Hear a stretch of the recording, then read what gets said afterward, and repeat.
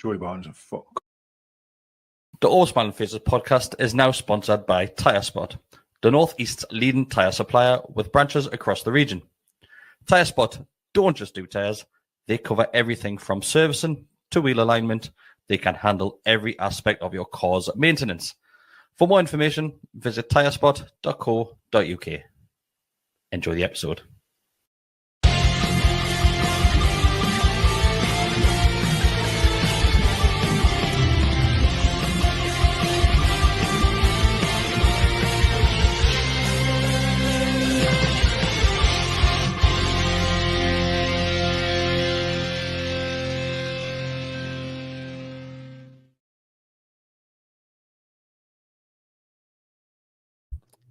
Hi, everybody.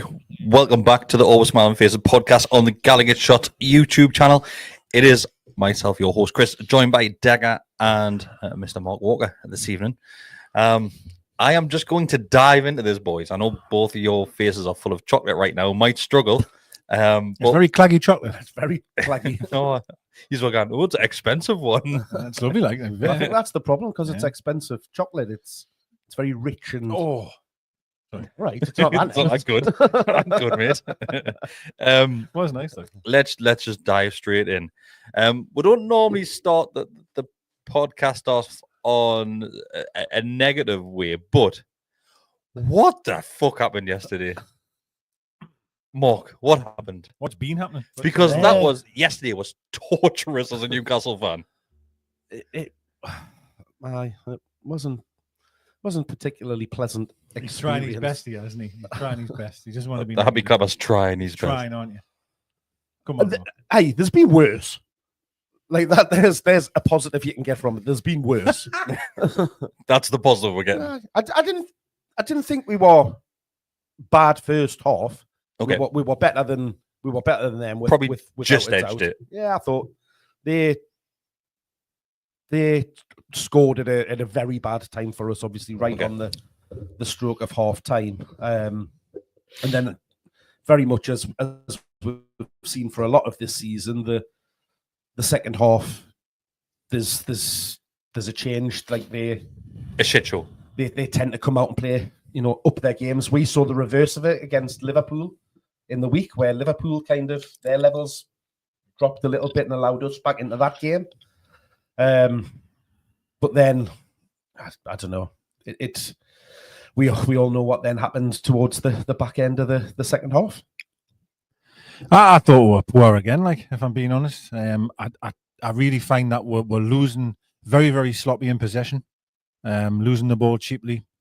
Defenders can't seem to be able to pass out. Some defenders. Some defenders. Other than moments of, what I've said before, haven't I? Like these manic games where it's like end to end and stuff, and they probably do suit us to a degree.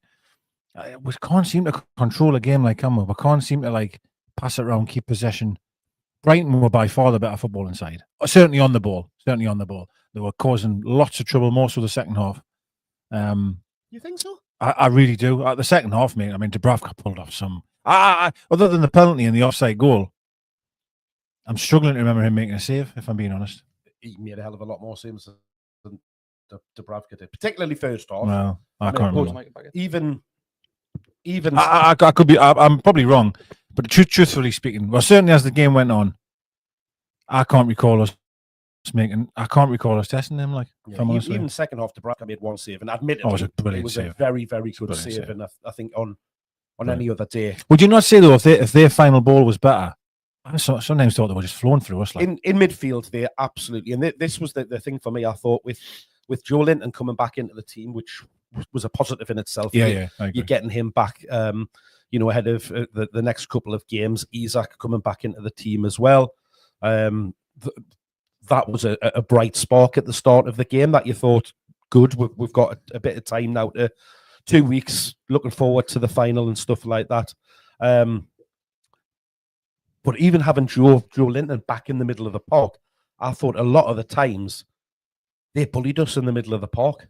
Like there was I think that maybe then went on to some of Eddie Howe's changes that he then did make in the second half. But again, we'll probably get on and discuss that a bit. But it just they were a very, very fast team. Every single one of their players seemed to be really quick, and they were strong and powerful, and that really went against her. And Joe Linton, who you tend to think is the man that does that job and looks after things for us, he wasn't able to physically, dominate us and impose himself on the well, that could be given the time he's had off, possibly trying to be nice to him. I think we've all said we don't want to call Joe Linton coming into the final, right? Yeah. We've said that, and maybe this is, let's just say, he wasn't able to play, and his first game was the final. You may have seen what it was yesterday. I think he had good moments in the game, but I do agree with Mark that he wasn't able to impose himself. He's not going to be as physically fit, is he? He's just not. He's match fit, but he's not match sharp, if that makes sense. He's fit enough to play, but I just don't know. I mean, if you look at the last, I was doing some looking at some of the stats and stuff, and we're going to wreck them. There's something like the last 6 games.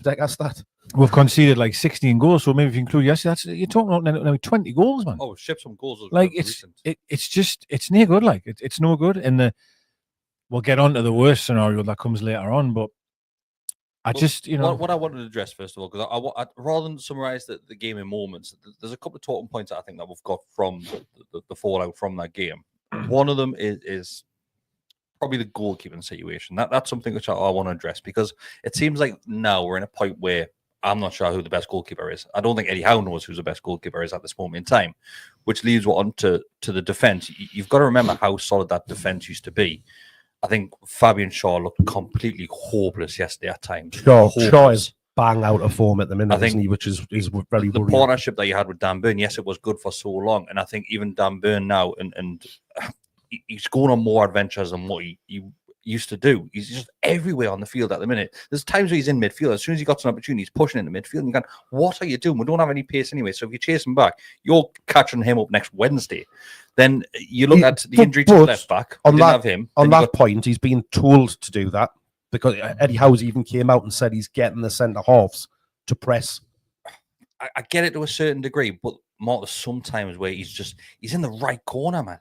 Attacking a player. And then you look at the right back situation. What's the current situation right back? Is it Tino? Is it Trippier? Obviously, we know Hall was missing because of the injury, which is worrying. That he's got to go and see a specialist. So he's probably going to be missing the cup final as well. That's a massive worry, yeah. I think defensive now, I'm just unsure what our strongest defense is. And I'm not sure if now is the time that, yes, obviously we've got Botman to come back and get to match fitness as well, which seems like it's hit and miss every single week as we go into a game. I think now that centre-back partnership, it needs to be addressed in the summer. Well, the lack of pace has always been an issue. Botman doesn't fix that, though. No, I agree with you. And I think you're absolutely right. Mark just said Shea's struggling for form, and he is. He really Massively. Is. He looks... to be fair, I will say this about a number of players. I think we'll look quite leggy as a team. We'll look a bit fatigued all the time. We'll look like a team that's relying on 12, 13 players. Yeah, which, to be fair, to a degree, we maybe are. But it definitely has to be addressed. Now, I think even if they were playing really well, right, that position still needs to be strengthened, right? Yeah. But I agree with you that even more so now it does. Livramento, I actually thought, other than one moment, played well. I thought he had a good game. He looked the most athletic. He was getting up and down the wing there. Defensively, he did well at the left, didn't he? I was quite really surprised he actually played over there. I thought he played well. He would have put Trippier there, but I assume he did it for pace up against Minty. Yeah, and you got Lamptey as well, haven't you, on that side? So it does make sense. And who was absolutely killed us in the has he not? God, them were dark days. But the keeper wise, I'm going to go back to your first question. For me, Dubravka all day, and that's quite a turn for me to say that. So we haven't had a podcast since the Liverpool game, because that was midweek, wasn't it? Yeah. So this is our first one since that defeat as well, and that was dreadful. We were all completely shocked at the fact that Nick Pope. It was that game, wasn't it? Or was it it was a Forest game. Sorry, wasn't it? That came, and then obviously it keeps you space. Then Dubravka comes back for the cup game. Dega, I'm with you. I was having a bit of an argument with somebody on TikTok the other day that said Look at him getting down with the kids. I'm like almost 40 and I'm arguing with people on TikTok. How do you do it? You have your camera up and go, no, I'm not. I absolutely love TikTok. I'm obsessed. To be fair, like it's just all through the Gallowgate Shots account. Have you watched all that it it was, how people a comment on, it was a podcast that me and you did last week, Mark. Basically talking about the goalkeeping situation, how it was pretty shit of Eddie Howe to drop Pope the way he did. Sorry, to drop Dubravka the way he did. And there was a comment saying, oh, blah, blah, blah. Dubravka shipped in 4 against Man City. He deserved to be dropped. And I was like, well, hang on a second. I was like, none of those were his fault. Then obviously the next week, Nick Pope goes and ships in 3 against Forest. And I go, well, we've got to be even, This is the argument. And he's going, well, 3's less than 4. Hang on a second. Hang on. I was like, this isn't the conversation. The conversation is, like, how can we say one is better than the other? Because Pope's form has been pretty bad since he's came back. He doesn't look like the same keeper he once was last season. Well, probably since the injury. I think Dubravka, he's learned a lot from his mistakes from previous seasons. We'll know that Dubravka is a hell of a lot better at playing the ball out. Then people will come back and say, well, Nick Pope's a better shot stopper. Well, I hate to say this, but yesterday, Dubravka was awful with his feet. And there was a lot of moments during that game where I was like, if Nick Pope had have done that, there would have been hell on in the stadium. Like there was one moment where there was almost 3 players on it, and he did the same thing that and Pope got absolute pelters for it last week, where he played it to Dan Burn, and Dan Burn was then put under pressure. Dubravka did exactly the same thing. Not a peep. Well, not a peep. We've said this for years, Mark, that these players just get it. I mean, you used to love shouting at my mate constantly. Because he was crap. And he doesn't punch people in the face and get sent off. But you know what I mean? I think we'll have to address the fact that Nick Pope also passed the ball to Mo Salah at one point. Yeah, it's quite one of the worst. He blasted it off. I think what I'd also say on that one, right, is for me, you've got to make your decision and you've got to stick by it, right? Because I don't feel you're giving confidence to either of them by switching and changing. Now, to be fair, you might turn around and say, well, it was a cup game and he's rotating them, but you need to make sure that you're choosing the person that you want and you put full trust and faith in that person. Now, to me, I feel like it should have been Dubravka, given the stretch of games and credit in the bank, I'd probably say. Yeah. Maybe he's thought there's obviously a particular moment in a game or a particular game where House thought, that I want to go back to having Pope in goal. And I agree, he hasn't looked right at all. I mean, that first goal against Forest, I go back to that one, I remember, goodness gracious me. He was next to the corner flag or something. He couldn't get back. It was just awful, absolutely awful. He is terrible with his feet. He's like RoboCop. I've said that for years. But Dubravka, to be fair, I don't think really he's done much wrong. I thought yesterday, I thought he pulled a fantastic save yesterday. Like, it was great down to his right. It was. Can't save down to his right though. The difference with this is that Dubravka's got match sharpness. There's no doubt in my mind Pope is a better goalkeeper than Dubravka. Yes, Dubravka, has worked on his positioning. He's actually now commanding his area and coming out and stuff like that, which was a big criticism and the big drop off you've seen between him and Pope when he came back in. Yeah. Pope. Do you think it's a lot closer now than what it once was, though? Because the way people talk is there's like miles between them. I don't think there is anymore. Dubravka, and he's had a good long run of games because Pope's been missed the majority of this season when you look at it over it. So he's gone in there. We've talked about that, Dubravka hasn't had a lot to do, but when he's called on, he's made good saves and stuff like that. But there's things like that where your reactions, you're getting down comes from playing games and getting in that. It's like any player on the field, like we've just been speaking there about Joe Linton. That match sharpness of being able to get into tackles and play the passes and stuff like that. For a goalkeeper, it's your reflexes, how you're saving, how you're reacting, getting up, and you can do as much training as you want to try and improve those. But until it's within a game and you having to concentrate for that 90 minutes, being aware of it, then that elevates your game. I get that, right? I really do get it. Last put something I say going, life's good again, or isn't life fair? Life's the best. But as we sat in here last Monday and said, we both agreed it was massively unfair on Dubravka. I'm just not sure what sort of message it puts to the rest of the team, to be fair, when you've got a player that comes in that's in form, then as soon as your number one is back, you go, right, okay, you're straight back. And I get it with certain players, right? Somebody like Isaac, for example, if he gets injured, of course he goes straight back into the team. But if a goalkeeper's there not really doing anything wrong, to then get dropped after you just sign a new contract was shocking. And I'm with what Deka was saying earlier. You pick a goalkeeper and you stick with him unless he fucks up. And that's what I thought he'd done. I thought he brought Pope in to give him that run of games up to the final, get that match sharpness, get used to being back into the team. Yeah. So again, that's why it came as a surprise that he then reverted back to Dubravka. Mm-hmm. But has he spoken to Dubravka and said, "You'll be me cupkeeper"? I don't know what's happened behind the scenes, and that's the bit that we're missing. Whatever's happened, they both get replaced in the summer anyway. Yeah, probably. But that also doesn't make sense, does it? Like, you want about building confidence and building someone, as you've said, match sharpness and stuff. And it's all about relationships with the back four as well, because you defend as a five in a way, including the keeper, right?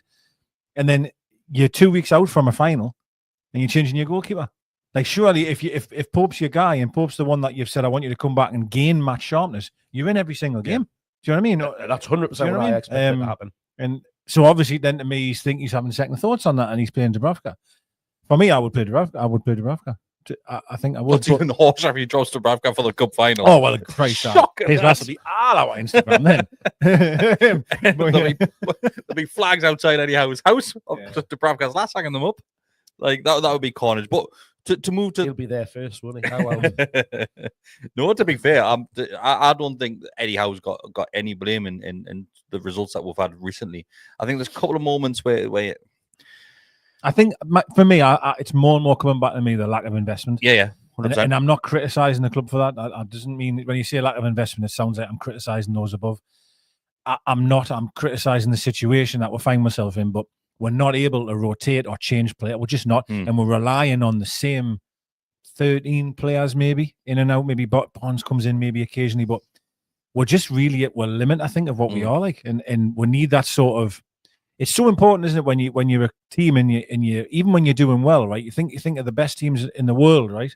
They're still refresh and regroup and buy players to refresh that group, and we just haven't been able to do it. And I just feel that's where we're at the minute. And I'm not trying to make excuses. Isn't it quite ironic that weeks ago now, I sat here and said PSR had I knew this was coming.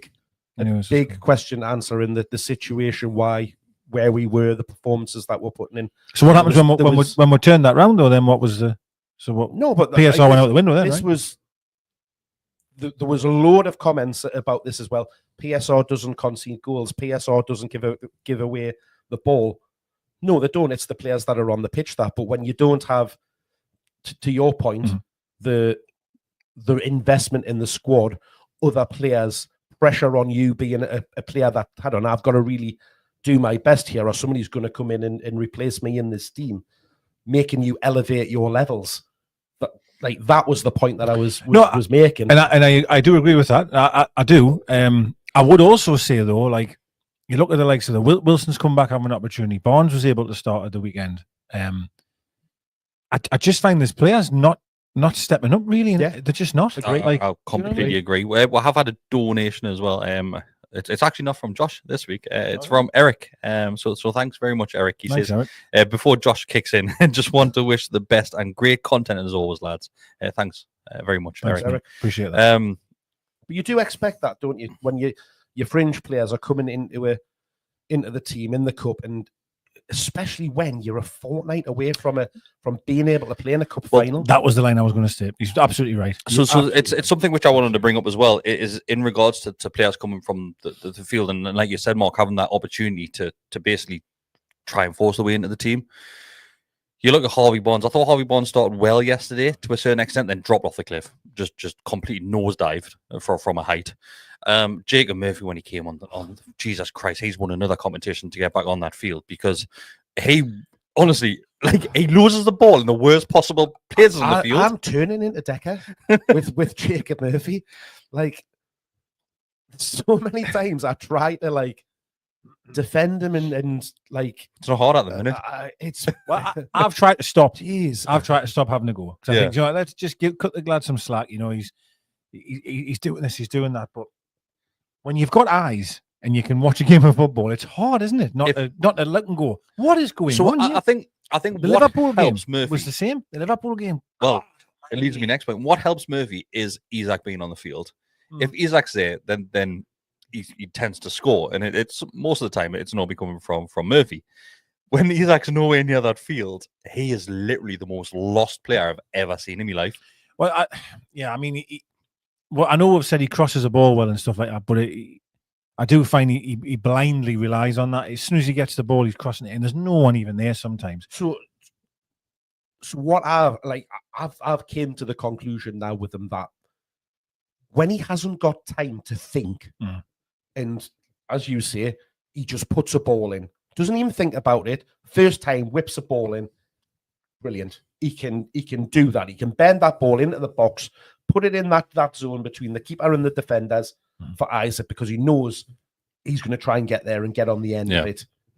If he's going to take a touch, run the ball down, look up, whoa, where's somebody? I need to try and find a pass to them.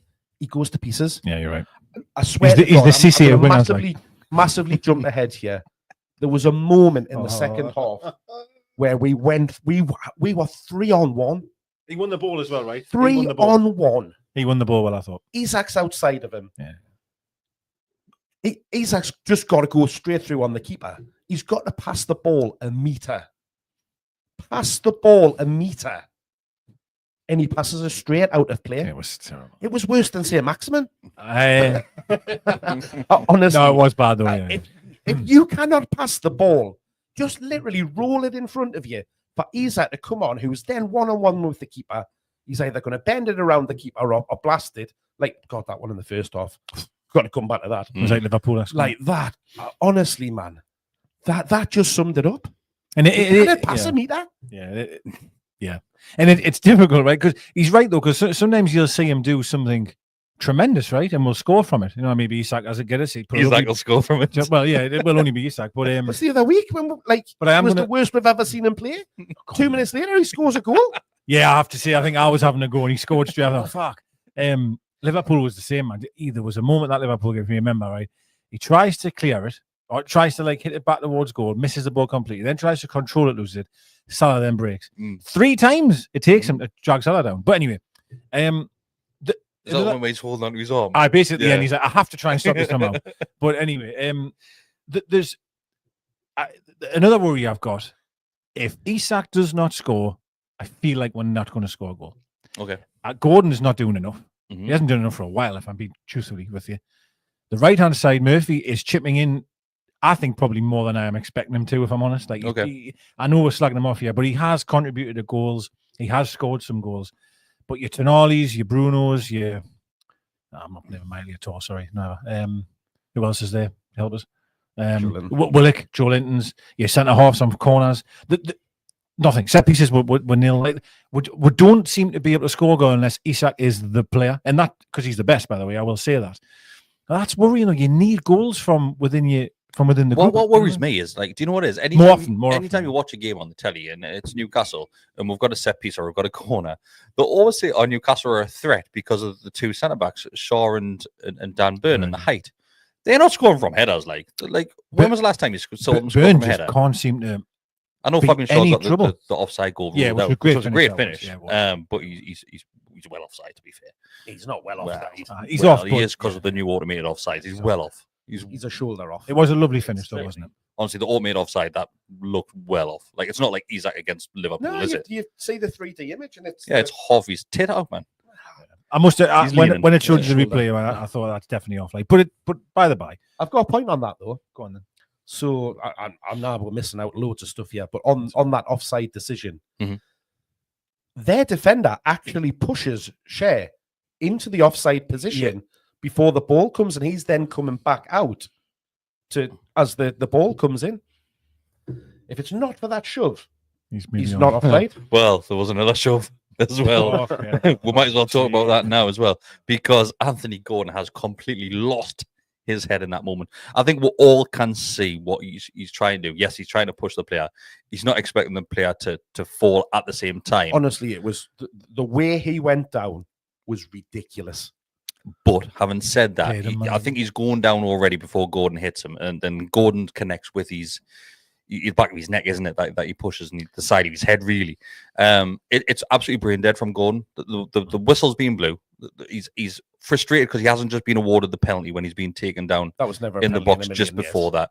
Never He's proper threw his toes out the pram. It hasn't helped that he's turned around and laughed at the player when he's on the deck as well, which that- came back to bite him on the arse. That's because of the reaction of that player, because it was absolutely pathetic. But- the way he goes down. But He Mark, does even three roly I can't say that because Gordon would have done exactly the same. Oh, he would have done does he exactly. never 100 does that? times. Yes, he does. Don't be doesn't do roly ridiculous. Yes, he polies does. and stuff like Don't that, be man. ridiculous. He did it for the fucking pen. That wasn't a He pen. did. He does. Gordon will all fall the time. down for any reason. Yeah. Any Gordon's like, reason. easily He rolls. was rolling across the Mate, field, man. Mate, he played him. He played him. I'm like a not denying that. Gordon is a fool. He's an absolute fool. It's ridiculous. Fool. And if everyone says, "Oh, if they got one eye on the cup," well, that prick didn't, did he? Because if he had one eye on the cup, he wouldn't have done that. It was absolutely ridiculous, man. That's offside. Yet you haven't been playing. Maybe it was frustration of the pen. He hasn't been playing very well. What I will say, in real time, God, it looks like he's punching him in the back of the head. Yeah. In real time. It looks vicious, doesn't it? Looks really bad. Now, I totally understand with the replay, it's a push. He's like almost pushed him. I get that. You cannot raise your hands to someone's feet. You can't do it. It's a red card. But it's not even a subtle punch. He No. goes for it. Oh, he goes for punch. it, He yeah. didn't punch. It's a- Him, push. See, He this is goes the for whole it. thing. And I'm not saying it's not a red card It's because it 100% is a red. red card, Yeah. but people are using these phrases. You just almost said it What? to the face. You Yeah. stopped yourself because you know it wasn't to the face. Well, it was the side of You've the. just said punch. No, No, that was. I've just got me words. but- He didn't put. I don't know. No, He punched him. in real time, it looks like a punch. So I've There's absolutely. the camera angle from the Milburn stand. Oh. Does look like he looks terrible. he Swings. Yeah. But the referee's not watching it from there. No, The I referee's understand behind. that. I understand that. But listen. If any other player on that field punches one of our players like that, sorry, pushes. It's a red card. You cannot do it, man. You can't do it. And I mean, obviously, I feel for him because he must have maybe not realized in the moment. I still think he was laughing because I know he's probably laughing because he thinks what Mark's saying, that like It's the guy 100%. I mean, even at the time, I feel he was laughing to try and almost convince the ref. I ain't really done very much. Yeah, Like, he's took a you know dive. what I mean? Yeah. He's trying to like play on that. There's no chance it's gonna. He's gone. He's not. We're not even attempting No, that. there's no we point. are Yeah, appeal, idiots if that's we just try and appeal that. Yeah, it's stupid. Yeah. But I honestly think if the ref had to give a yellow, I'm not sure VAR would have turned it over. Mind. no, I think they might have not stuck at with all. it. They might have. I think it's well, one of those. They're not really meant to. They're trying not to be there to re-referee the game, and I think, yeah. But I can't disagree with the ref giving No, a red I light. can't. I can't. I honestly think the referee thinks he's So thrown a punch or hit him in the face 100%. rather than giving them the shove. But Gordon knows he shoved them, and as a result of that, he knows that the reaction from their player, because honestly, it's right in front of us. The reaction from their player was ridiculous. It was like the Blackburn game with the way him sharing. I think What's his face? Who was it when Shea came head to head with that kid? Aye, it was Diaz, wasn't it? Brereton Diaz. Aye, I think that's ridiculous the way someone acts. I don't think. Honestly, And I know the he lad played- I was know he rolling played him. across the floor, Ah. holding his face. Yeah, well, fair. It was Well, Gordon ridiculous shouldn't be given reaction. the But- opportunity to roll around like a. and I agree. It's stupid. but I think- that's the he to Gordon's mind, he's gave him a shove in the back. Obviously, it's higher than that because He give him one and then goes again. 2 centimeters lower. There's nothing. You get like the referee just says, "Get up, get on with it." If it happens in the middle of the park, it's one of them. But as you say, he gives the red retaliated. card. Yeah. He doesn't. It's not going to get overturned. I've seen But- Joe Linton dish out a few of them. To be fair. Well, you're expecting it from somebody like Joe Yeah, Linton. You are expecting it. I think it boils over frustration that Gordon was having a poor game. Yeah. He couldn't really get involved. He was huffing and puffing. I'm not saying he wasn't working hard or anything other than the goal that were conceded. I thought he should have ran back more, but it's just a built-up frustration, I think, and unfortunately he's lashed out. It's just so needless, isn't it? Though, like it's ridiculous. So needless. It's absolutely. It's uncalled for. It's uncalled for. It is. And do you know what it is? Nobody's going to be beating themselves up more than what he is. Yeah, that's Like true, he's going to be absolutely killing himself over this because obviously we've all seen the quotes from when he missed the first cup final when he was cup tied. He said it was one of the hardest things of his career. I was watching that from the stands. He's doing it again, but it's self-inflicted this time. which is absolutely ridiculous. And it kills us, you know. It kills us. Even though I'm criticising him, saying he hasn't been playing very well. It's a threat gone. That's what it is. It's a threat gone. He's so key to the way that we play. And that's the... We've said going into this Liverpool game, every player needs to be on it to be able to beat these. And now you're losing him. Yeah. Do you know what I mean? And then you've got whole potential out your entire left-hand side, which has been probably the bright, you know, other than Isak, were bright sparks of the season's been my left-hand side, future England left-hand side, etc., etc. Both could, well, one's definitely out, but both could be missing. What I did want to mention, just sticking with the decisions that were made, the referee, yes, he's probably got the red card correct, but Jesus Christ, have you seen such a bad performance from a referee? You know what it is? Horrendous. We say that, but it's every week. No, Mark, that was a new level. Maybe because it was an extra 30 minutes. Every week we God, that referee was terrible. We'll come to the next week. The worse. Yeah. They just seem to get worse and worse. Could have had about 4 players. They could have had about 4 players sent off with second yellow cards. But this is the whole thing where the referees allow visiting teams to get away with it massively. How many times have we sat here and said, like, the referee hasn't controlled this game, hasn't been able to stop it? And again, that's what they did. We've seen it in past games where players have been bullying our players and the referee's just not getting the grip of it. I think it was the Fulham or Forest, you know, might have been the Fulham game where we did get really bullied. And I agree. It's obviously a tactic, and they are getting away with it more. I don't know, but I would say there's a lot of games we've been out for, like, you know, like physically, you know. I just don't know. No, I agree. I think we have, but I think just the referee, that it's that Van Heck, isn't it? The one that Gordon pushes. He pushes him, doesn't he? He's the one that goes and absolutely cleans out Willock. Like, cleans him out. Yeah. That's a second yellow all day long. Yeah. All day long. Their coach on the sidelines clapping as if it's a good challenge. Yeah, that was the one that I thought, oh, he's off here. Yeah, I think the other one was Believer. A couple of times he had done it, like just dragging players back, slowing play down, things like that. And I think Bruno gets like took out one point, and like you're thinking, right, this is, I think Tonali runs over and he's gone, this is 3-4 times now, and nothing's happening. It was constant that they were, in every time that we were breaking, all they were doing was fouling stopping the play, break up the play, stopping how we progress up the pitch. And the referee did nothing about it. Wasn't stopping those repetitive fouls. And all it would have taken was him to book one of their players and said, I know what you're doing, you're going to have to stop it now. Yeah, maybe. There was also, going back to the Gordon sending off, I don't know if you've seen this, but João Pedro runs the entire length of the pitch and pushes him to run up and push Gordon. Doesn't even get spoken to, doesn't even get a warning or anything, and just wanders off. He's ran the length of the pitch to come and push him. He probably went faster than Bruno when he come on. Honestly, I think the ref never had control of it. I think he set the precedent early on. He is literally the worst. Yeah, most clubs hate him. He was a league. bastard that sent Nick Pope off as well last time around. Yeah, I've seen the conspiracies about that. But I don't think there's any conspiracies at all, is there? Because, like, come on, let's be honest, they're both red cards at the end of the day. Yeah, I mean, Lamptey's was as well. It was a stupid yellow card. There was some mark challenges. I mean, I'm going to go back for a second now. Apparently, I mean, what is Minty doing there? Like, what is he actually doing there? Yeah. It was just clumsy, though, wasn't it? Rather than no need to do anything you've just done there. Like, Besson, when he scored, he was, you know, giving it the old prayer and that, like, well, I'm sorry, but he never even played Besson. Like, sod that. I hate that, you know. I absolutely hate it when player apologise. You know what it is, though? Andy Cole didn't pick, but I remember he came back. But anyway, the thing is like he was going on like that, but it was like, you never even played for it. Yeah, no, and I think it is just because it's like, I think because of how the fans have like, I think it's more more don't want to play. Like, we didn't want to sell him. You know, you could have still been our player. I think it's probably more of a fact that we kind of like put him on a platform as well for the other teams as well, despite him not obviously playing. But I swear to God, if that's not for Trippier sliding in, he does not score that goal. Yeah. There's not a chance. I think the Bravca's got it covered. Like, I do want to, because we will get back to Gordon, I guarantee it. But I do want to talk about their first goal. I sent a photo in earlier on. I've watched it back so many times. An absolute mess. I am at an actual loss of what I've seen on that goal. Like, I really mean that as well. Now, I appreciate everyone's kicking off, not everyone, but a few people about the throw-in should not have been taken from where it was. I think it's maybe 10 yards up the field or whatever it may be. My goodness gracious me! If you go back and watch that and just press pause after the guy's just threw the ball and pause it there, And if you see the state of our line at this stage, you've got Livamento's the highest up the field. You've then got Byrne. You've then got Gordon. You've then got Shea in a line. They're in a line.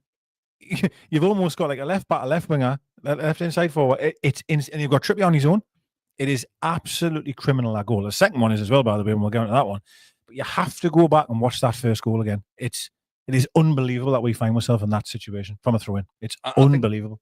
I think in line-wise, it's the pace. It's the pace. Oh, yeah, it is. Yeah, we've been right up the other end of the pitch, so everybody is naturally. And then Gordon's following Minty. And it is a nice, I suppose, an easy pass really, but it is a nice pass. I mean, Murphy couldn't pass meter. This lad passed well. It's a great pass. And Gordon you'll see, Gordon just can I get him? And then obviously Trippier, bless him, he does burst his arse to get across. He is very unlucky, Trippier, really. He does what he can, but unfortunately, it's an own goal. It takes it in, doesn't it? Yeah, it is a shame. But there's no way that goes in without. But when I don't know what your thoughts were when it was 1-0 with that penalty, I just didn't feel. I never felt comfortable at all. You know, I didn't feel we ever.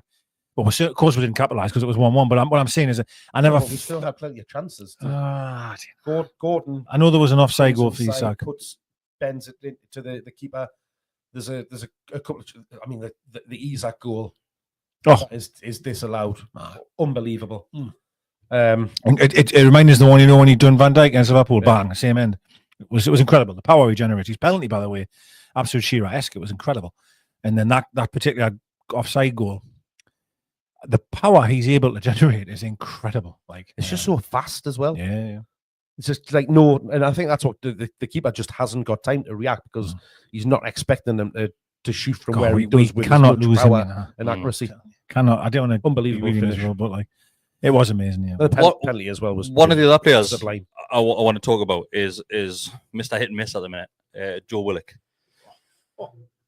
There's a lot of missing. That header. There's a lot of missing headers. That header. Eyes shut. It wasn't no idea where it is. Like ridiculous. Absolutely ridiculous. He hasn't even it's just glimpsed his forehead, hasn't he? Like the keeper's beat at that point. It's a great ball into the box. You stick it out in the It was back of the minutes net. after Murphy had passed that ball out into play as well. You need to put that in the back of the net. You have to. It is quite unbelievable. It's criminal, really, how he doesn't get something on it. I know he's probably thinking in his mind, I just need to get a glance on this. But shut his eyes, man. When you watch it back again a couple of times, you're like it wasn't even out of your reach or anything. You know, it was perfect. It was fine. It was fine. But he hasn't. I've said this a couple of weeks ago. He hasn't been the same player for a long time, man. For a long time. He showed the odd glimpses yesterday of the old Willock. There was a lovely bit on the left hand side, close to where he would have been sitting, where he knocked around someone and went round him. But I mean, I'm talking very minimal moments in the game of football. He's the only one that was actually, and he wasn't great by any stretch of the imagination, but he was the only one that was getting her up the pitch. Yeah, travelling with the ball, which is what he can do. Obviously, Joe Linton can do that as well and didn't do it as much yesterday. But this is going back to what I mean about people not stepping up. There's players like they're not performing to the level that we know they can. Do you know what I mean? Like I didn't particularly think Tonali was all that good yesterday. If I'm honest, I thought game. I thought the Liverpool game, the midfield was atrocious against Liverpool. Can I say? I know I'm going back even further here. They were afraid to get on the ball, didn't want to put the foot in. I don't think we made a challenge against Liverpool at the 70th minute when Bruno passed the ball but then left something on McAllister. I don't know. We're just really not at it at the minute. And it's exactly what happened the last time we got to the cup final. We went through a bad run of form on the way to the cup final, and look what's waiting to happen. If you think the last couple of games have been bad, just wait until Monday night because nobody's going to put a foot in. Nobody's want to be going into 50-50s. Yes, West Ham. Nobody's going to be putting the body on the line. And it's funny, a few people today have said, we should rest everyone on that game and just cut. Hey, man, we cannot afford to be dropping points because we need top 5. You need that push. We need you need that push. League. We've got to get it. Do you know what it is, right? I think it's so hard to... I keep saying this every week. It's so hard to judge Newcastle at the minute because, yes, we're on that unbelievable run where it's 9 games back-to-back. We're getting great results. Then it just goes to shit. We'll do it again. It goes to shit. We'll do it again. We're not growing the next I'm 9 telling games. you, not necessarily the next couple of games. 11 or something. But we will put together a run of games again. It needs to come soon. It does need to come soon because, I just think I'm not sure. I'm not sure if this team is good enough consistently to deserve that top 5 place. And probably every other team is in the same boat as well. Everybody else is I struggling. think that's where we're lucky in the sense that other teams are also faltering as well. I mean, ironically, Man City have been diabolical. They could win the FA Cup and finish in the top 4. Mhm. It's mad, isn't it, football? But anyway, we still can do it. Of course we can. And listen, we went through that poor run of form where I was very critical. And as Mark's pointed out, we won 9 in a row or whatever it was, or unbeaten on whatever. So we can do it. It's just, I've said this for a few times, right, that I feel that we don't just have one player play poorly, right? You have one man. So say Willock played bad, but Tonali's really on it and Gordon looks mint, blah, blah, blah. I always find it's a collective. Yeah. So we're either collectively all amazing and we blow teams away, or we're collectively shit. Yeah. And No, I agree. I just seem to find that happens so often. I think there's been odd games since Tonali's been back in where we've had poor form, and you think, right, Tonali's probably the standout player there. But even his form, like we said, the last 2 games hasn't been great. Like, No, it hasn't. Sloppy, do you know what's really annoying me recently? Is every single player just giving the ball away so easy. We Can't even make a pass. That's Like every single one of them. Yeah. I'll go back to what I thought. Brighton are a good footballing side. They have been for years, right? We always say that. But then we're very comfortable in possession, weren't they? Right across the field. I know it's just lovely. Play 1-2s, everyone's comfortable collecting the ball, and then sometimes when it comes, I sometimes find we're very rigid. And of course, when Gordon gets it, things might come alive. And Isak, of course, I mean, he is just so good. But I don't know, it's just worrying. It's just worrying, and I'm hoping Howe's got the answers because obviously, as we've discussed about, we weren't able to strengthen in January. There's no options really. Yeah. Even though sometimes we collectively look at the bench and go, God, that bench has never looked stronger. Well, you know, I looked at that bench at the weekend and thought, actually, that's not a bad bench, considering who we had missing and stuff like that. We sometimes do that though. I'm guilty of this as well. Like I used to do this back in the day, ages ago. When I know I'm going to just kind of cover what we've already just done, but Barnes has an opportunity here. And you think, get in there, Barnes is on. Is that going to be his opportunity? Because I put this on. Barnes, I think Barnes will be the final. Like I don't. No? Well, I put this on Instagram earlier today. Willock and Joe Linton and Willock. Okay. So I put this on Instagram earlier today. So let's see what the current results of this poll are on Instagram. So I basically said, who do you think will start, or who would you play on the left hand side for the cup final game? And it was just between Willock and Harvey Barnes, because I just thought I'd make it easy with that choice rather than messing about with formation. I would have said Joe Linton or Barnes. Well, no, but I went with those are the 2 I went with. Harvey Barnes got 74% of the vote, with Willock getting 26. But then I think let me ask you a question, change. Kris. Mm-hmm. What's Harvey Barnes done to deserve that starting position on the left-hand wing? Nothing. Ask us about the other player. Joe Nothing. Joe Linton. Yeah, but nah. That Joe Linton and Joe Willock partnership, we know can work well. It was 3 years ago. It's not 3 years ago. It was a 2022 season. We've had it. We've had it earlier in this season. We've had it last season. This season once. Would you now? The reason why I wouldn't do that, I thought against Liverpool.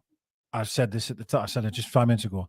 We were terrible in centre midfield. We got totally outbossed, bullied. The works. I felt in that game coming away from it, think, God, I hope we've got Joe Linton back in that middle to try and be a presence in that midfield. If you move him out wide, you're thinking Joe Linton wide, right? I'm guessing.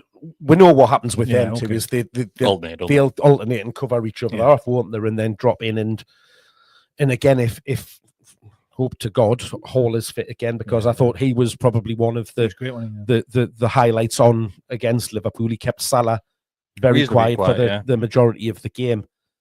Right. Again, allowing him to get forward, then Willock or Joe Linton will do that covering that Gordon definitely doesn't give you. So it gives you that. Barnes for me, all in everything that I've seen, and I still like him as a player. He just doesn't seem to work when he starts games. But bring him on, give him half an hour, 20 minutes. 9 times out of 10, he's been scoring goals for it. 9 times out of 10 is a strong one. I think the last few times we've seen off the bench, he struggled. Like Isak out wide and Wilson up top. It's another option, but then you use.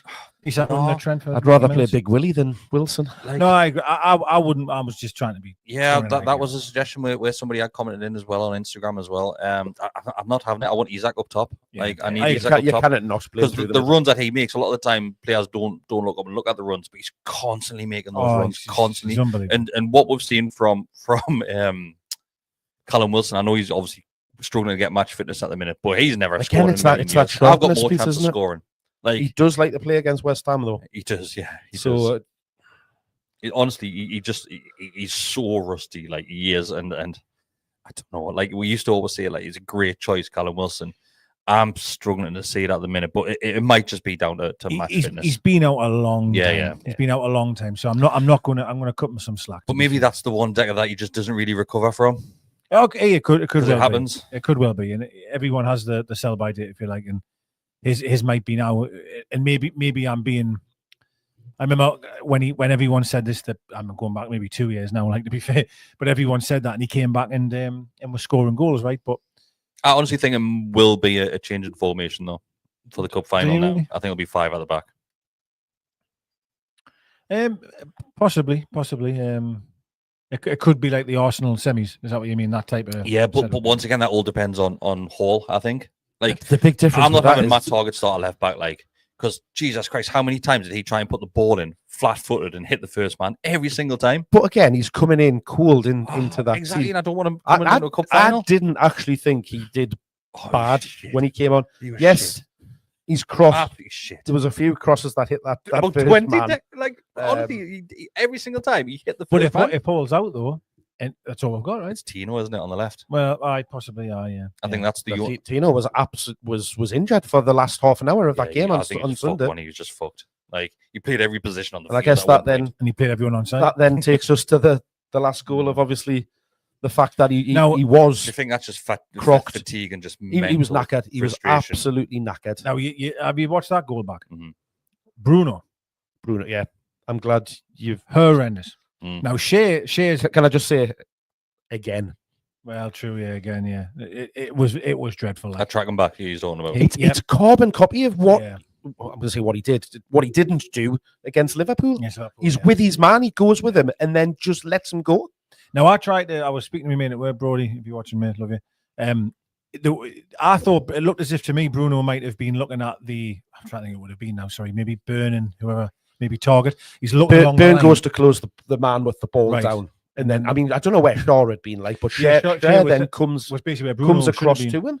Yeah, that's right. Yeah, and then Welbeck, he follows Welbeck for a bit and then totally lets him He go. just goes, yeah. And obviously, we've just explained Tino's. My God, I mean Tino. Now that's criminal to me. That it's criminal because the ball is also on that side of the field, so he has to be looking that way, Yeah, you can see the So- line. and you can see the line. Yeah, Oh my God! Like, it's but just then really bad. can we not? Great like, finish I by think Welbeck, by the You've got the likes of Emil Kraft sat on the bench there. You think, is he right back? He's a natural right back. Like We'd made all the subs. had we made all? I know, We'd made but all the subs by that point. Yeah, but he took Trips off. I know Trips was holding his back at one point, wasn't he? Yeah. But then they both injured at the same time. So He brought a left back on, didn't he? I and shifted the other injured player, put in Tino on Well, the right. Tino wasn't injured at that point. Struggling though, but you're struggling for the back end of that yeah, game. I think he had put so much into the game. If I'm honest, like I will say, other than the offside, I thought Tino did well. If I'm the honest. last, I thought he did well. once we'd made with subs, it was after that he got injured because even the last, I think it was the last 20 minutes, he had to go and play right midfield Yeah. because he just couldn't move. He couldn't run it up and down the pitch. Yeah. So Murphy went to right back and Tino went to right wing. Again, though, like we're on about people. Again, we just seem so fatigued, though, don't we? Fuck time. Fuck me, when Bruno come on. Oh my God, honestly. It was as if he had been playing since Wednesday. It was as if he hadn't been not playing football. He couldn't run. He lost the ball 3 times. As soon as oh my God. It was unbelievable. It was He unbelievable. had ran back from Anfield. I couldn't believe it. Well, Because he wouldn't have ran back. he come on. I was, he's obviously had a bit of a rest. That's fine with that. No problem at all. He deserves a rest because he plays nearly every bloody game. But God, when he come on, he looked. Yeah. knackered. I honestly, I don't know why he came on because we. Well, But it was really early in the second half. there was still a lot of football to be played in that True. second half. I would say Miley did struggle though. Struggle at I times. thought Miley really Yeah. struggled, and that's I've been good absolutely since he fine. came in as Oh, well, he's but been I think brilliant. he struggled. He's been Yeah. brilliant. I'm never ever going to throw any shade at his the door. one change he made, I think, was because it was just after Joe Linton had got booked, and then he got another warning. So I think you're right. Let's get him off here and to protect him. I think it was harsh as well. He's booking that. do If that. I remember right. It wasn't much in it. It wasn't. Yeah, it was No, soft. I think Webster got like a really There soft was yellow card as well. I'll tell you who was an absolutely ridiculous one. Dan Burns. How he gets booked for that? He slips and falls. It was in the Milburn Gallowgate corner. Their player goes out, and on the touchline. Excuse me. He does foul him, but then he slips and falls on top of the player. So like as the player's trying to get up and get away, he slips and falls on top of him. So the referee books him for fouling the player by falling on him. Yeah, falling. Yeah. Away. We Yeah, have you're right. You're right. we've got a donation from Josh as well. Josh has made the party. He says, shame about the match, but I bumped into Tino Aspria in Hooters. What are you doing in Hooters, Josh?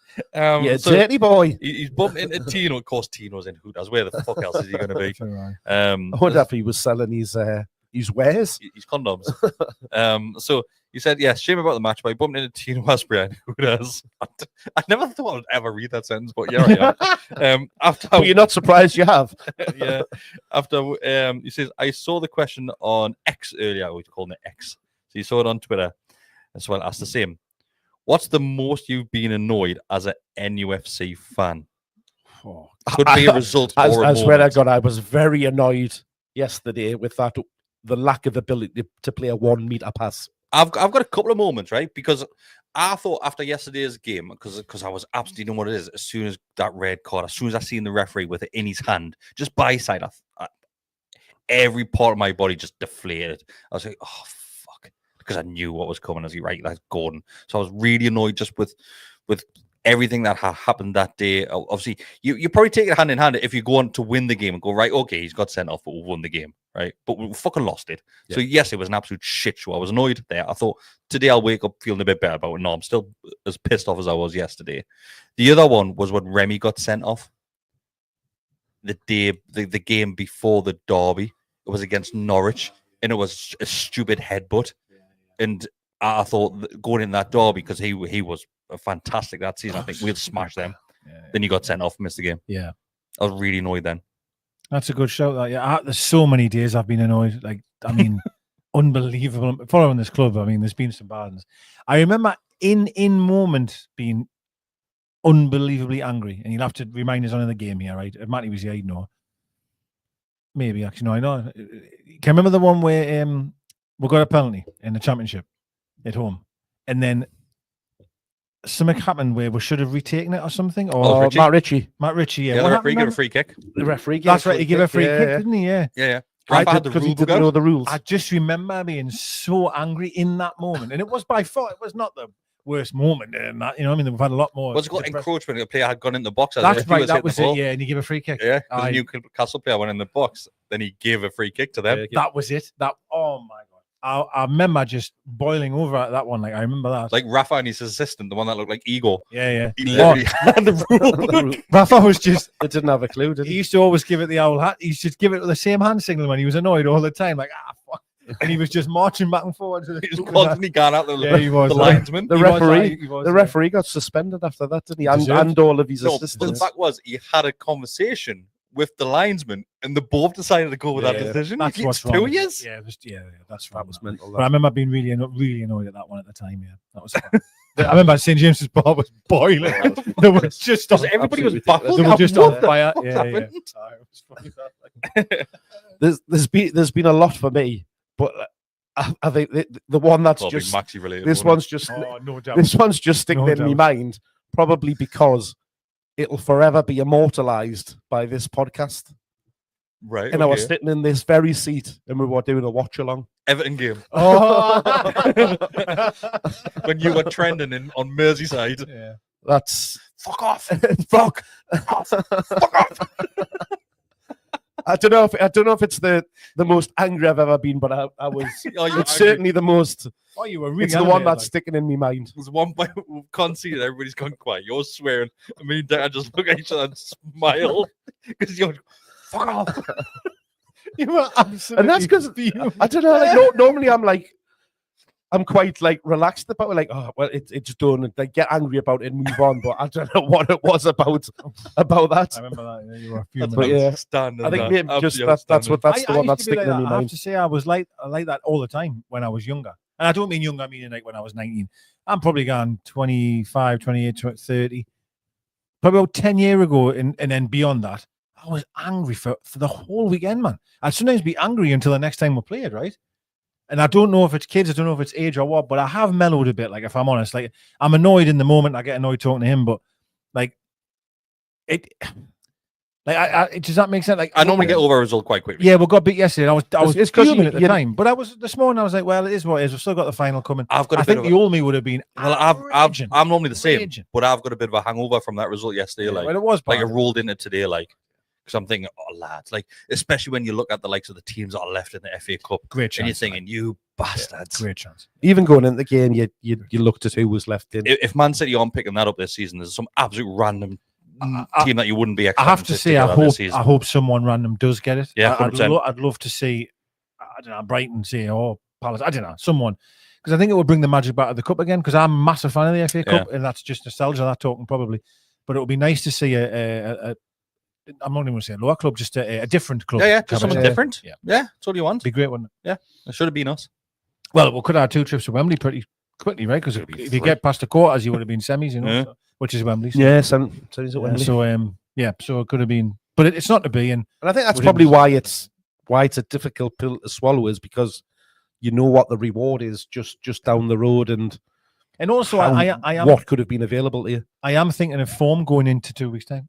You keep thinking about building that confidence and building that belief up. And I think if we had have got through yesterday, we would have had better odds for winning the FA Cup than we would for the Carabao Cup, even though we're already in the final.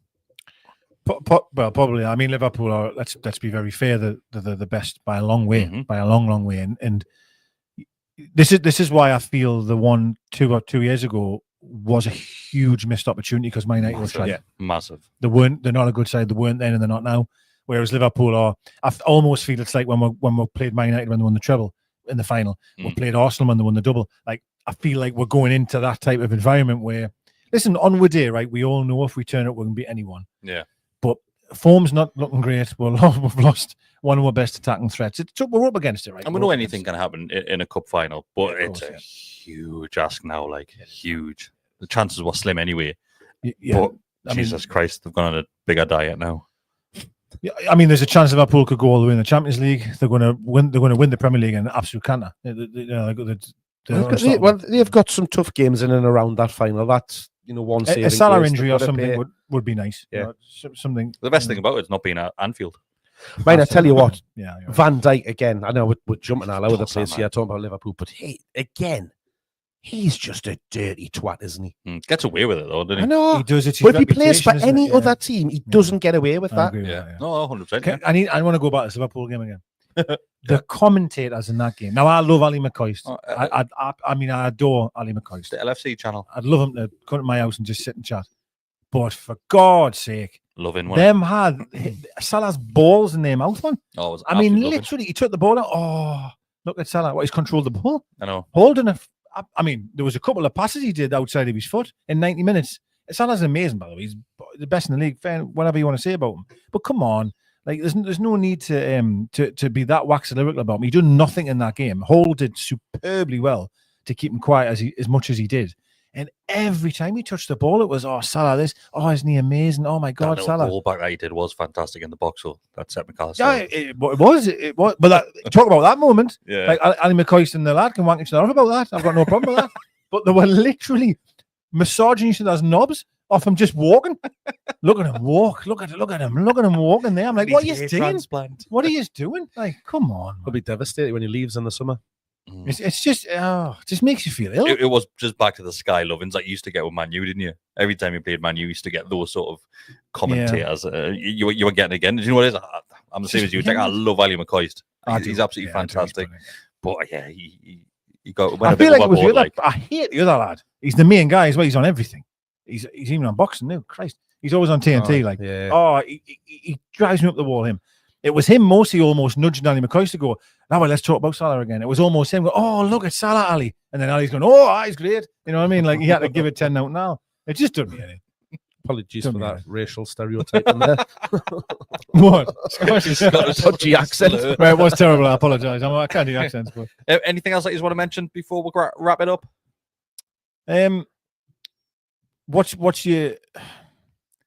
What's your honest opinions on where we're going to finish this season and will we win the cup? And put your opinions in now. I want to see what people's thoughts are. Can I answer that? We do have an envelope, but I can't really remember what's in the envelope, if I'm being honest with you. But I think I had were likes of Europa Conference, I think. That's where I had we're finishing around about 6th, 7th, I think I said. I think it's going to be similar to what I predicted, really. Yeah, same. But I wouldn't be shocked because of the rest of the teams being in a similar position what we are, that we could get a Champions League spot. I just want to have a look at the league table, just from your own mind. It's still very, very wide open, and you've just got to put a run of games through. Yeah, so together, and that's we're currently 6th. We've all played 27, right? Yeah, we need like 3 points off. And Chelsea are 2 points ahead on 46, and then Man City's 47, Forest 48. Now, obviously, you could look the other way. You've got Fulham, Brighton, and Bournemouth are only a point or so behind us as well. So it's very, very tight. Oh, we could finish 4th or finish 10th. It's all over the shop, man. It is, yeah. From a neutral's point of view, it's actually nice to see that. Really, it's nice. Yeah. There's the mini league. But 10th could finish in the Champions League. Yeah, at the minute, it's good, right? Yeah. It's not that dissimilar to when you look at the league last season. Yeah, you swap Forest for Villa.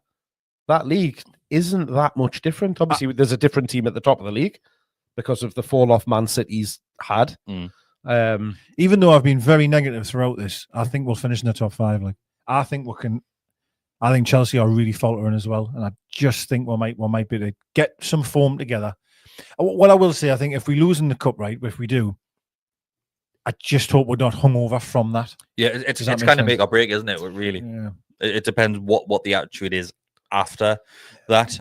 Yes, if you win it, then that's unbelievable, absolute party. But then you think that momentum will carry on. But you would hope if it's the other way around, say, right, that's gone. We need to focus on and be committed to getting a Champions League spot now. That's what I think will happen, and that's why I can say we're putting together a run of results. But once again, it relies on players staying fit. That's crucially what it's down to, because there's 100%. Nobody really there that's or not getting suspended for pushing someone in the head. Yeah. Like if you take Cole Palmer out of Chelsea, their drop off's huge. Oh, absolutely. Of course it is. I mean, if Liverpool lost Salah, you know what I mean? It's one player. Even though these teams are the best, and I'm not saying they're not. What a save that is. But the thing is, Deka, it looks like we've got a player like that in every single position.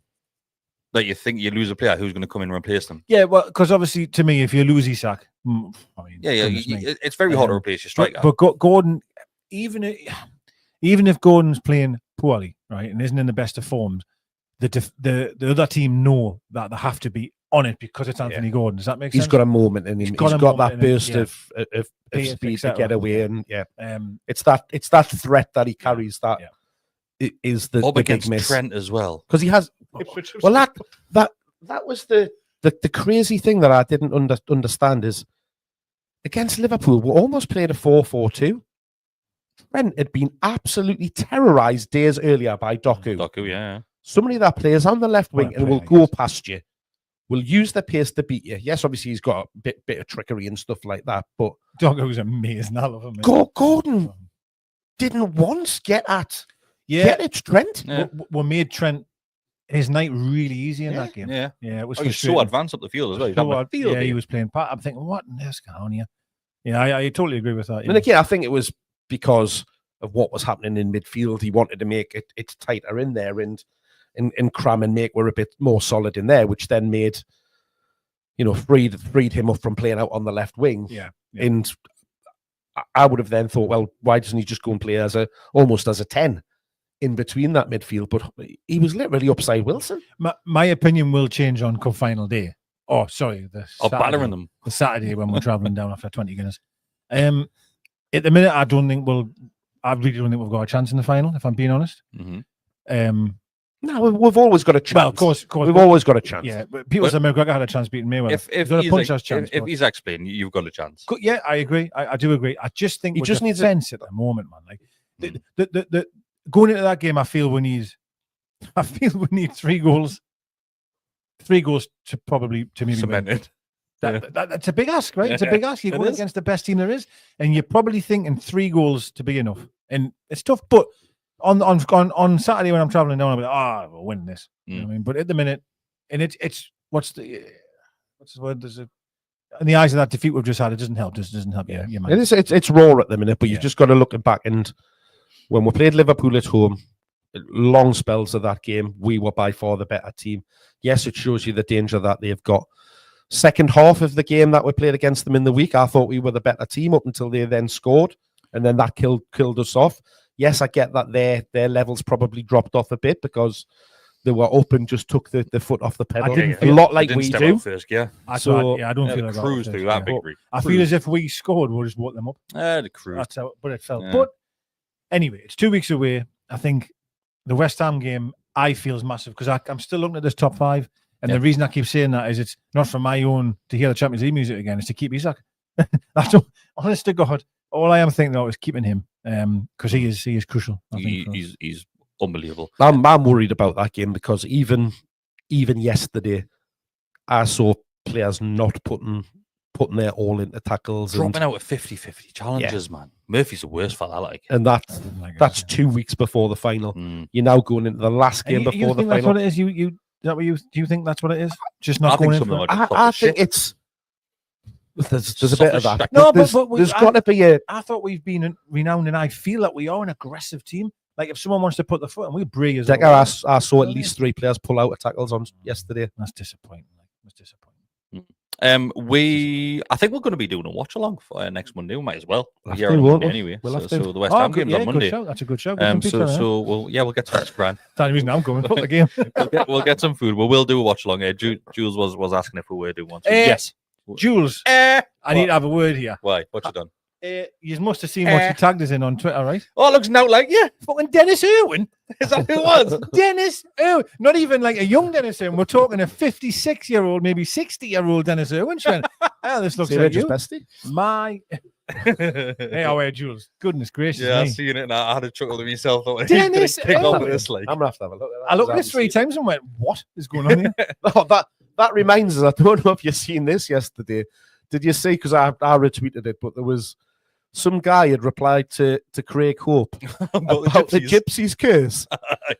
This was a clap. Like, how we hear that?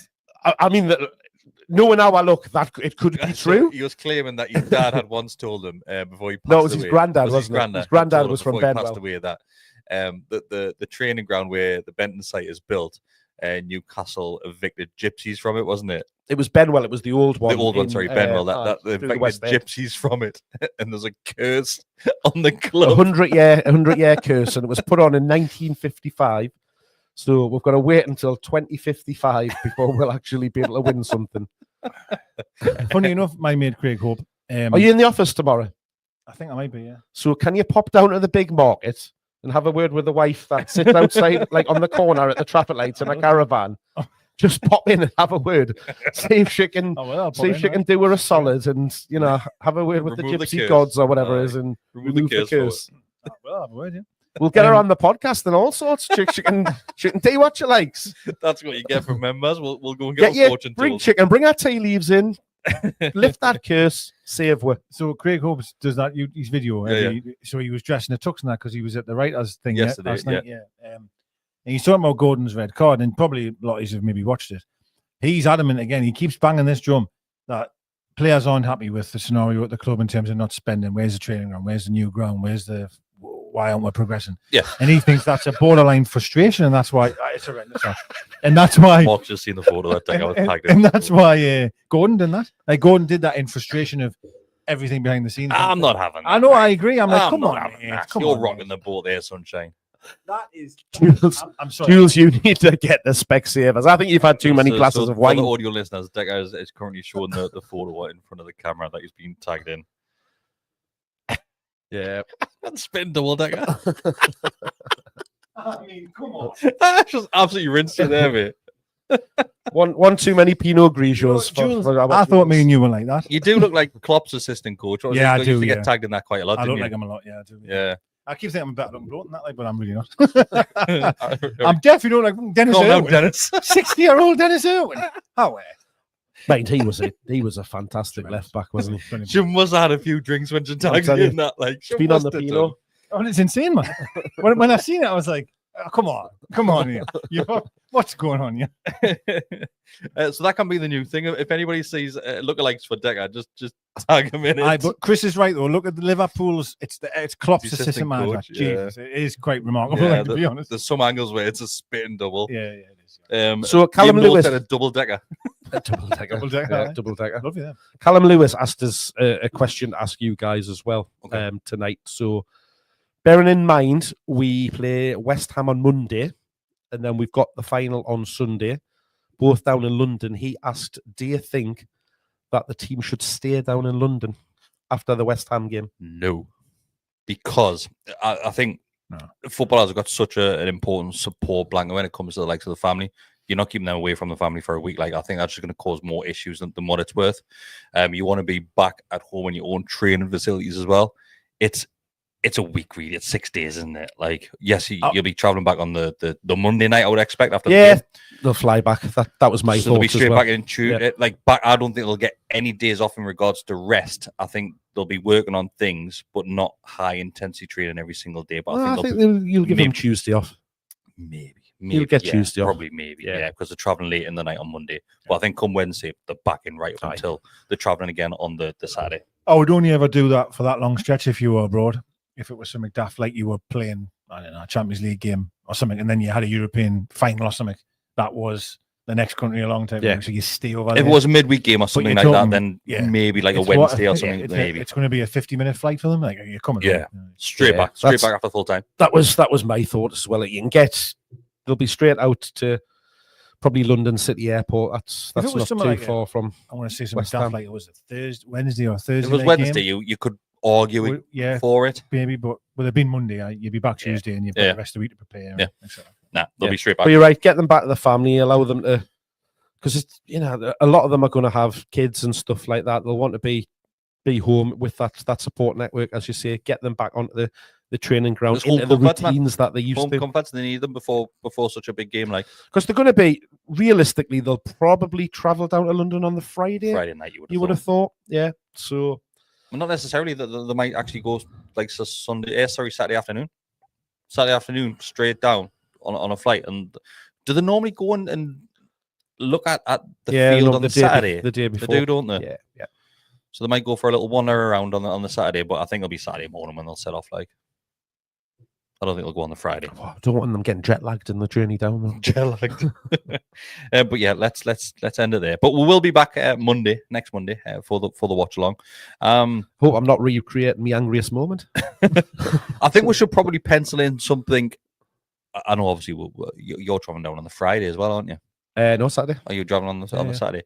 Maybe pencil something in where we could possibly do a quick podcast on maybe the Wednesday or something, but we'll discuss that beforehand, because I think on the Monday night it takes away the conversation because we're doing a watch along. Maybe we should do something closer. Plus, we'll not have a game to discuss. Yeah, It'll just be any questions that were asked and stuff like that, and then obviously comment on the game as it's happening. During that week, we'll also know what's happened Monday, given perhaps injuries. Exactly. Yeah. So I tell you what, shall we do that for members only? Shall we do that out? We'll do it like a bonus. It's a good way to I can't do invest. Wednesday, I will say that, but I can do Thursday or Friday. Okay. Invest we'll $2.99, but ahead of Wembley to get some exclusive FA Cup. We need to do Carabao some Cup sort of vlog on the way down, like I think something like that. Yeah, but we'll do something. We'll sort something out, but we'll obviously just keep an eye out. If you do want to become a member, it is just $2.99 a month to become a member. You do get extra content, early access to stuff as well. Access to the Telegram group too. There'll be plenty of stuff coming up for the likes of the fixture at Wembley for the cup final. We'll still have the West Ham game to go, so you'll have your match previews, your match reactions, whatever else is coming your way as well. But yeah, watch what you're all doing. We'll see you next time. Like the video, blah blah blah, all that. Right, see you later. Bye.